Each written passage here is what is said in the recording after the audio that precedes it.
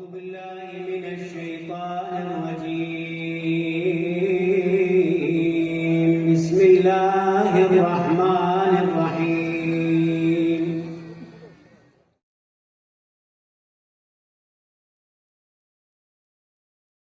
راجعون ولا حول ولا قوة إلا بالله العلي العظيم.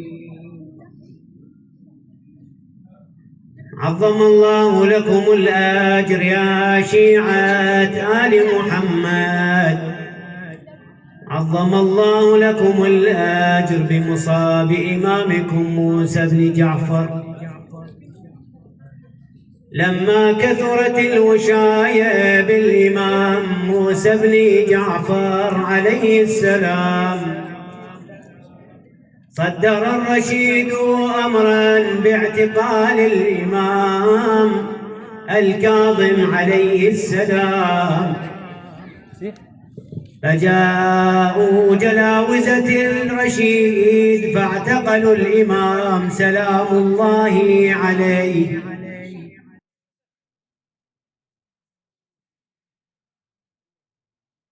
ونقلوه إلى البصرة فحبس في سجن عيسى بن جعفر مدة، ثم نقل إلى بغداد وحبس في سجن الفضل ابن الربيع، وبقي مدة في سجنه.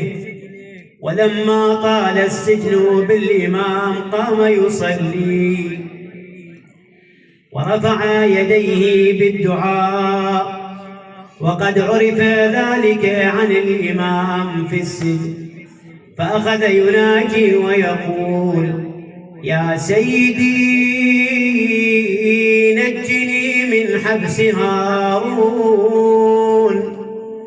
وخلصني من يديه، يا مخلص الشجر من بين رمل وطين، ويا مخلص النار من بين الحديد والحجر، ويا مخلص اللبن من بين فرث ودم، ويا مخلص الولد من بين مشيمة ورحم، ويا مخلص الروح من بين الأحشاء والأمعاء، خلصني من يدي هارون.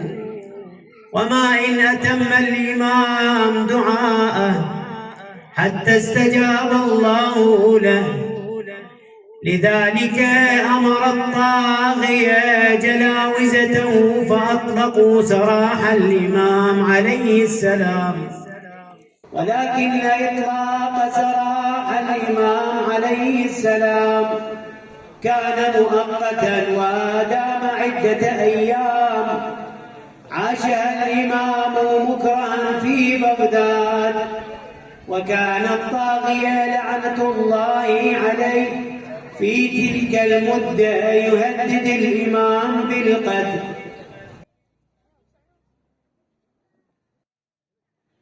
وبعد ذلك سجنه عند الفضل ابن يحيى البرمكي، فجاء الفضل ابن يحيى البرمكي إلى هارون الرشيد وأمره بالتضييق على الإمام وعدم الرأفة به. فقال يحيى وقال الفضل بن يحيى: سمعا وطاعة يا مولاي. فذهب الفضل إلى السجن، ولكن الفضل فعل عكس ذلك ولم يضيق على الإمام، ولكنه رحب بالإمام وأعطاه ما يشاء. لكن ذلك الأمر ولما علم هارون بذلك أمر مسرور الخادم بمعاقبة الفضل فذهب مسرور إلى سجن الفضل ابن يحيى،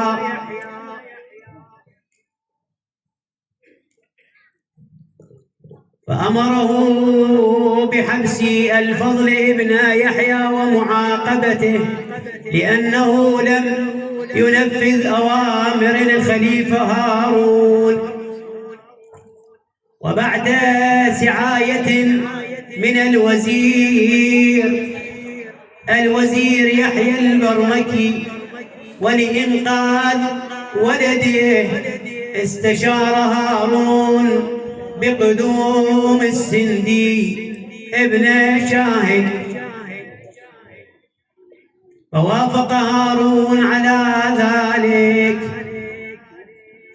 فبعث إلى السندي ابن شاهد،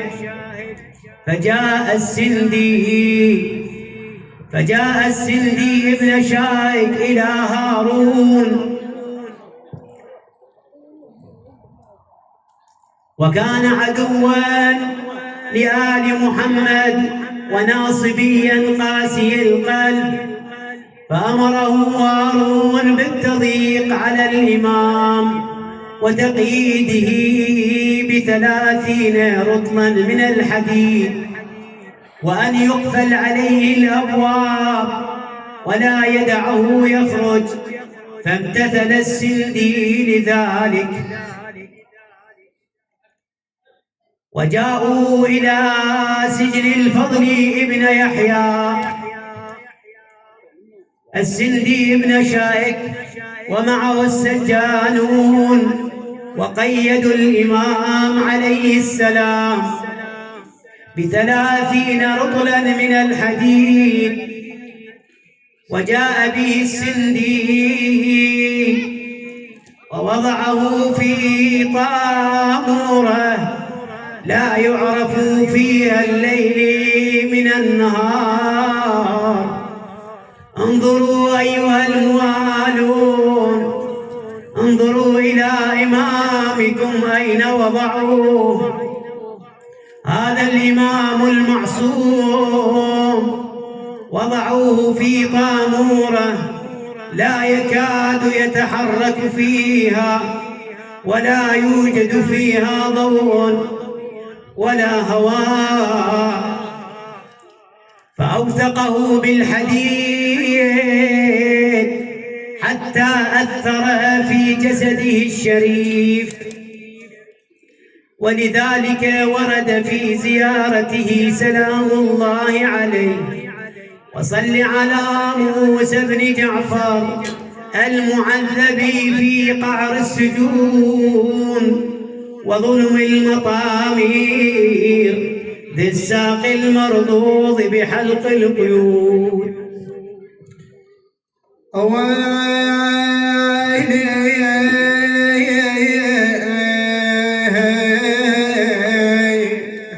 أويل بسجن والسند بن شاهك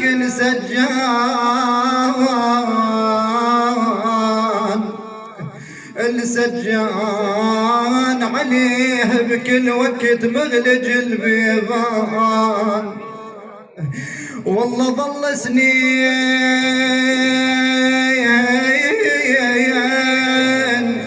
للشيعة فلا بان ما يدرون ميت ولا مسجون. والله ظل جار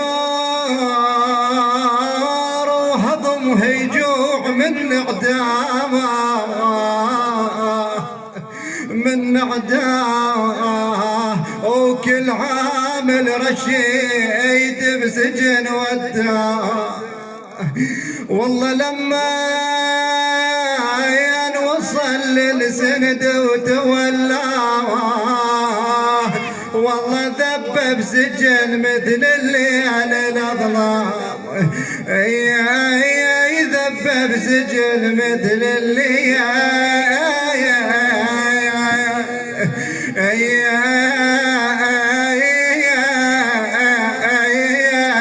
الأظلام.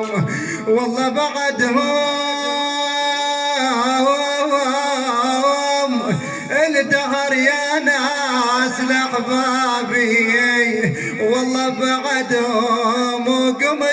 وشوف بعيوني والله بعدهم ولا قلب قدر يحميني والله بعدهم مشوا عنه وبقت نيران بيا مشوا عنه وبقت نيران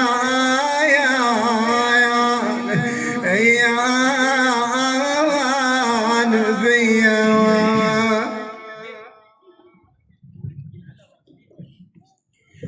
عانى الإمام وفي حبس السندي أشد الآلام، وكان إذا ضاق نفسه يأتي إلى باب تلك الطامورة ليستنشق الهواء فيها، فإذا رآه السندي لطمه على وجهه أيوا سيداه ومظلوما في أي كف يلطم الرجس وجهه، وما هي إلا فرع لطمة فاطمة.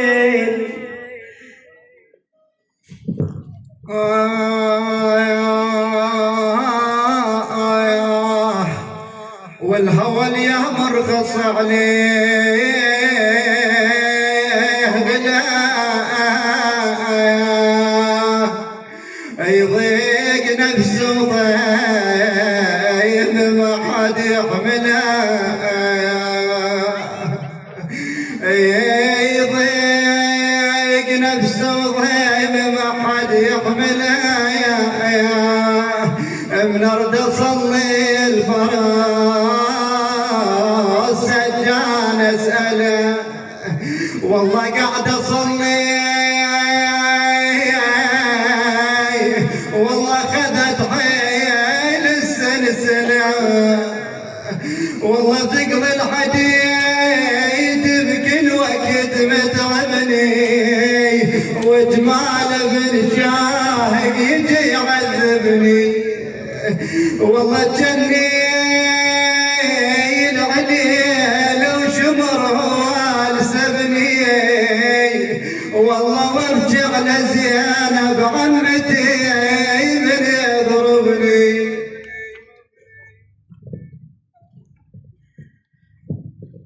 ثم إن علي بن سويد لما علم أن الإمام في السجن جاء إلى سجن السندي ابن شاهق، فلما وصل إلى السجن دخل إلى السجان فأعطاه أموالا لكي يدخل إلى الإمام، فوصل إلى الإمام موسى بن جعفر عليه السلام، ولما دخل على الإمام سلم عليه وقال سيدي متى الفرج؟ لقد ضاقت صدورنا يا موسى بن جعفر. فقال الإمام يا ابن سويد إن الفرج قريب يا ابن سويد. قال ابن سويد متى يا سيدي؟ قال الإمام عليه السلام يوم الجمعة ضحى على الجسر ببغداد. فلما سمع ذلك ابن سويد خرج فرحا لا تكاد تحمله قدماه ليخبر الشيعة بقرب فرج خروج الإمام سلام الله عليه، وهو ينادي إن الفرج قريب، إن الفرج قريب يا شيعة، يا شيعة موسى بن جعفر إن الفرج قريب. لقد كنت عند مولاي موسى بن جعفر وكان الخبر مفرحا لأنه قال الفرج قريب يوم الجمعة. ففرح الشيعة فرحا شديدا لما سمعوا بذلك، وهم ينتظرون ذلك اليوم. ثم إن الطاغية هارون بعث إلى السندي، فجاء السندي إلى هارون، ولما وصل السندي طلب هارون رطبا مسموما لكي يقدمه إلى الإمام عليه السلام، فجاءوا بالرطب المسموم إلى السندي لعنه الله، فأخذه وذهب إلى الإمام. وفي طريقه إلى السجن جاء ابن السندي حاملا ذلك الرطب المسموم، ودخل في الطامورة، ودخل السندي على الإمام وقدم إليه الرطب المسموم وأمره بالأكل من ذلك الرطب، فامتنع الإمام عليه السلام من الأكل، فأجبره السندي على الأكل. فرفع باب الحوائج يده إلى السماء وقال: يا رب، إنك تعلم إني لو أكلت قبل اليوم كنت قد أعنت على نفسي. يا موالين يا شيعة أمير المؤمنين. فتناول الإمام 7 رطبات وقيل 10. أيوا إماما وسيدا وموسى بن جعفر ومسموما ومظلوما. ثم امتنع الإمام عليه السلام، فقال له السندي: زد على ذلك. فرمقه الإمام بطرفه وقال: حسبك، قد بلغت ما تحتاج إليه. بعد ذلك أخذ السم يسري في بدنه الشريف. بعدما تناول الرطب المسموم أخذ السم يسري في بدنه الشريف، والإمام يعاني أشد الآلام في تلك الطامورة، وأحاط به الأسى والحزن، حيث لا أحد من أولاده وأهله وأحبته عنده.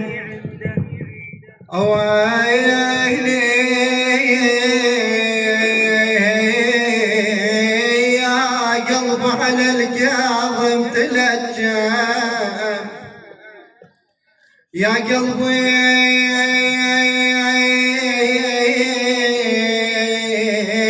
على الكاظم تلجى، ويا عيني عليه سحل دمع دم. والله غريب وبالحبس وينود بلسام، والله يتقلب يسار والنوب يمين. والله يا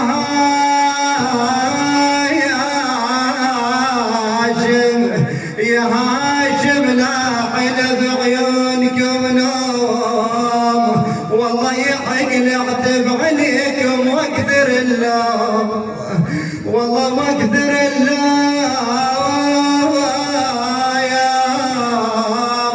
والله من بغداد ما وصلتكم علوم، والله علوم. والله تخبركم الكاظم مات مسموم، تخبركم الكاظم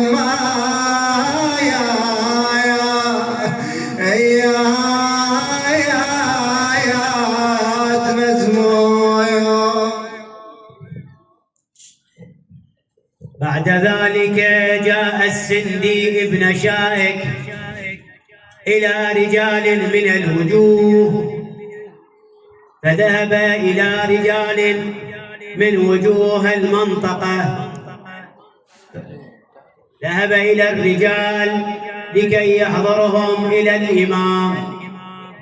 ويشاهدوه. وجمع السندي ابن شاهك رجالا من الوجوه، ولما وصلوا إلى سجن السندي أدخلهم على الإمام موسى بن جعفر عليه السلام، فقال السندي: انظروا إلى هذا الرجل، لم يحدث به حدث، فإن الناس يزعمون أنه قد فعل به مكروها ويكثرون ذلك.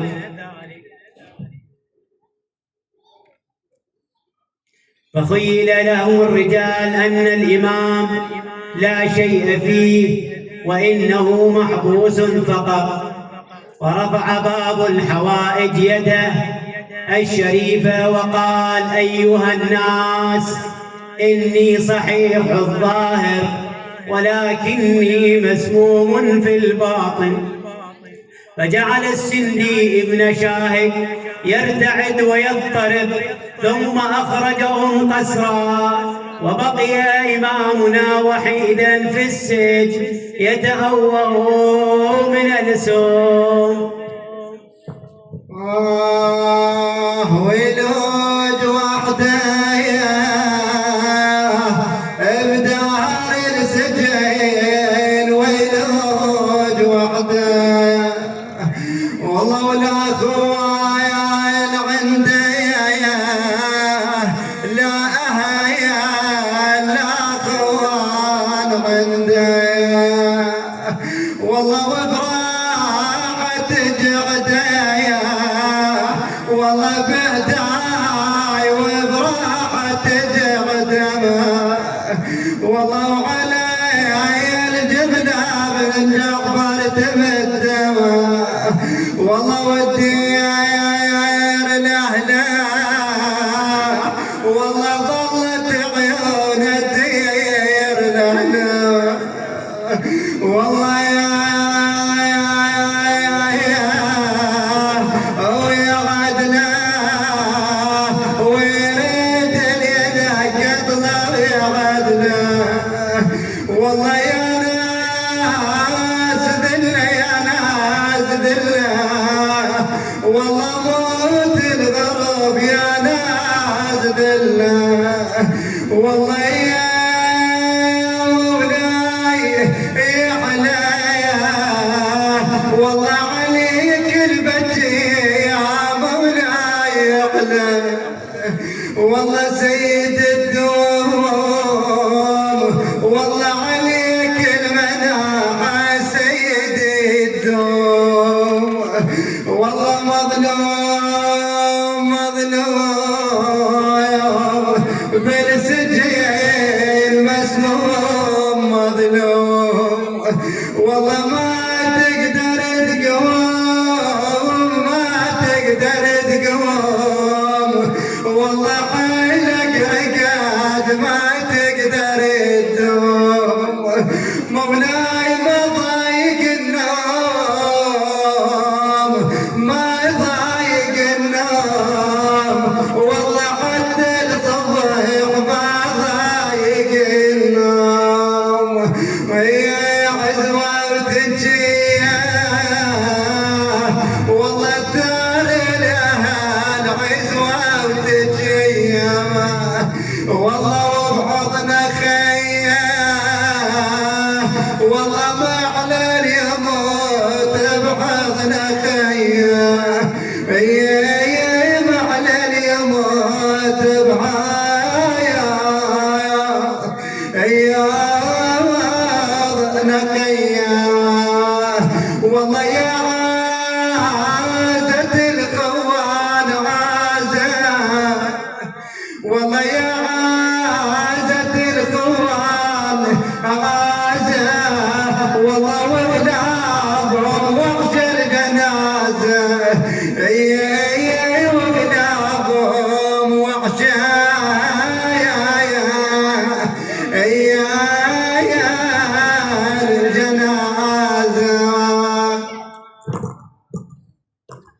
ثم قال الإمام عليه السلام: لا حول ولا قوة إلا بالله العلي العظيم. أشهد أن لا إله إلا الله وحده لا شريك له، وأشهد أن جدي محمدًا عبده ورسوله، وأشهد أن جدي أمير المؤمنين خليفته وحجته على خلقه. السلام عليكم يا رسل ربي، السلام عليك يا جداه يا رسول الله، السلام عليك يا جداه يا أمير المؤمنين، السلام على أم الزهراء عليه السلام. إنا لله وإنا إليه راجعون. بعد ذلك استقبل القبلة ومدد رجليه وأسفل يديه وأغمض عينيه وشفتاه تختجلان بذكر الله، ولا حول ولا قوة إلا بالله العلي العظيم. ثم فارقت روحه الدنيا شهيدا مظلوما مسموما. رحم الله من نادى وإماما وغريبا وغريبا.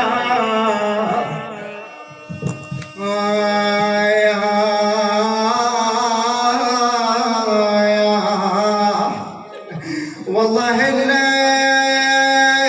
يندم بدال الدمع يا عيون، والله يا عيون على القوض غريب بسجن هارون، والله على القوض غريب بسجن هارون، والله مقيد بالحديد وزرق المتون، والله أجل جاوين هاشم ما يحضرون، والله والجدة الكاظم خلي الشيعون، والجدة الكاظم خلي الشيعون. ولما سمع هارون بخبر وفاة الإمام حضر هو وجلاوسته إلى معاينة الإمام، فجاء هو وجلاوسته ينظرون إلى الإمام ويتأكدوا من موته، فاجتمعوا حوله ورأوا ميتا مفارقا للحياة. ثم اجتمع السجانون وجاءوا